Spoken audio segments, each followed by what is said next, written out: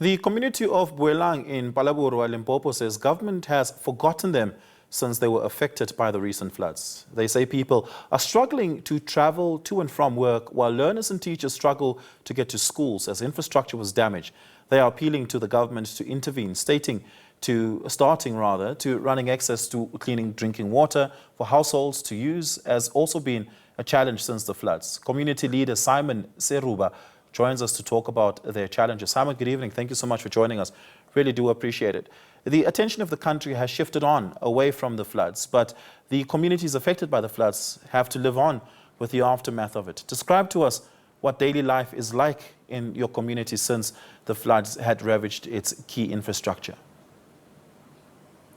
All right, thank you very much for this opportunity. As you mentioned, my name is Simon Seruba from Boelang. As the community of Boelang, we are facing a lot of challenges since the disaster. And mind you, the Phalaborwa was declared a disaster area because of the floods that we have recently. And then as a result of that, we found ourselves in a situation whereby we don't have water for the past 3 weeks since the disaster. And I don't know, maybe we don't know how the explanation of when a place is declared a disaster area, but currently things are not working out because 3 weeks without water. We understand as a disaster, okay, there were some things that were damaged, the infrastructure that was damaged, but we expected a swift action from the municipality, from the district, everywhere.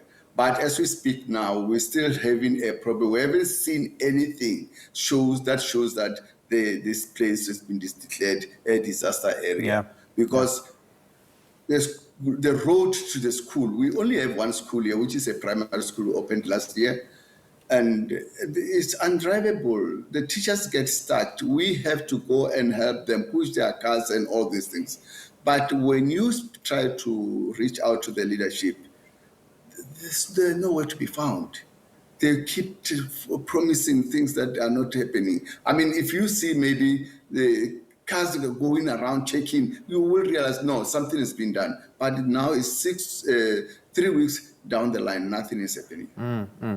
Give us a sense, particularly around the water. Has alternative interventions been made, such as providing JoJo tanks and or water tankers coming in and out of the community to ensure that there's at least water in the interim? I have to be honest with you. We haven't seen anything.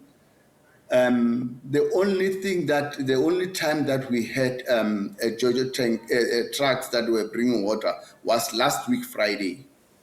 There was a lady by Mama Siemela who I don't know spoke to who, but they ended up saying that SNDF are going to bring water to us. But according to the community, because we have a WhatsApp group here, they were sending messages all around saying that the trucks went to 1, 2, 3 families, I don't know if it's friends or what, and then since then nothing happens. The people don't have water as we speak. Yeah. Simon, what has the Department of Cooperative Governance or just the provincial government and the local government said in response to the pleas of the community?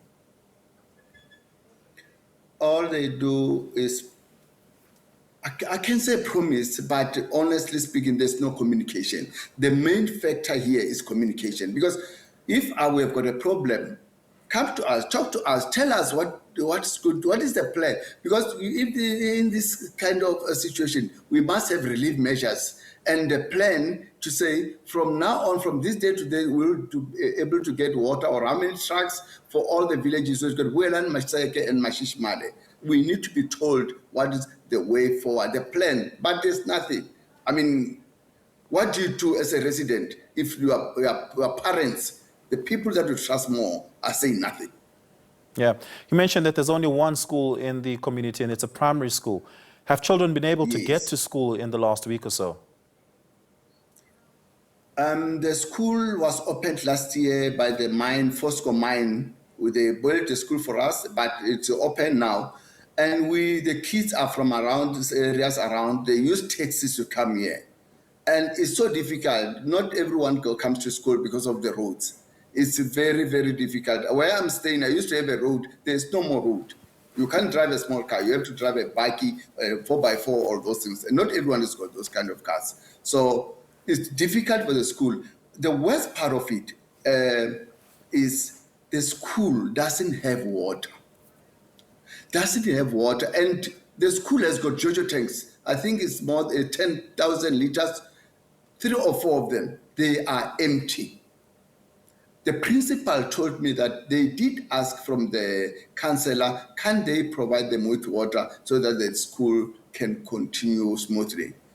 She promised that they will do that. But to date, nothing happened. I was with the principal last week for a handover of school uniform from the Fosco mine.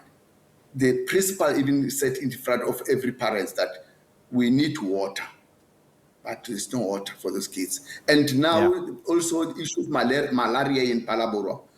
Imagine for those kids eating without washing their hands and everything. That's a health hazard for them. Yeah.